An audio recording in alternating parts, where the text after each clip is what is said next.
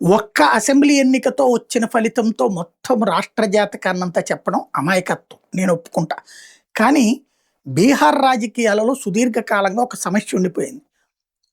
ఆర్‌జేడీని అక్కడ ప్రజలు నమ్మట్ల.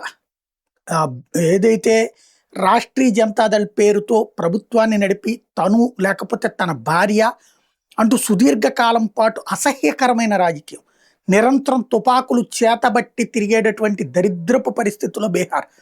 భారతదేశంలో ఎక్కడైనా మర్డర్లు చేయాలంటే బీహారోళ్ళని పిలవాలి అనేటటువంటి ఒకటి.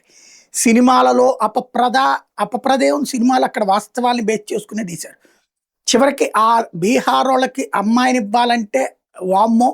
అబ్బాయిని చేసుకోవాలంటే అస్సలు సాధ్యం కాని పరిస్థితి.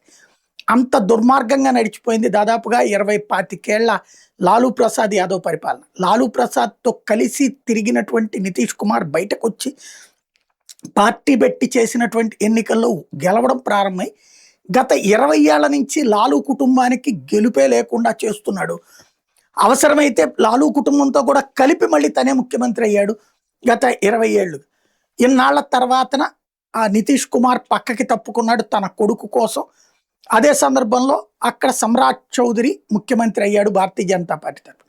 ఇప్పుడు అక్కడ ప్రజలు మార్పు కోరుకుంటున్నారా? ఒకప్పుడు నితీష్ ని కోరుకుని లాలూని వద్దనుకున్నట్టు ఇప్పుడు అక్కడ నితీషు లేడు కాబట్టి ఇక బీజేపీని కూడా వద్దనుకున్నారా అన్నదే సందేహం. ఎందుకంటే నితిన్ నబీన్ ఎవరైతే బీజేపీ జాతీయ అధ్యక్షుడు సొంత నియోజకవర్గం, ఆ ఊరి వాడు, ఆ నియోజకవర్గం వాడు ఇప్పుడు జాతీయ స్థాయికి ఎదిగినప్పుడు ఆ నియోజకవర్గంలో ఘనమైనటువంటి రెస్పెక్ట్ ఇస్తారు అనుకుని బీజేపీ అనుకుంటే అక్కడ కాస్త ప్రశాంత్ కిషోర్ విజయం సాధించడం.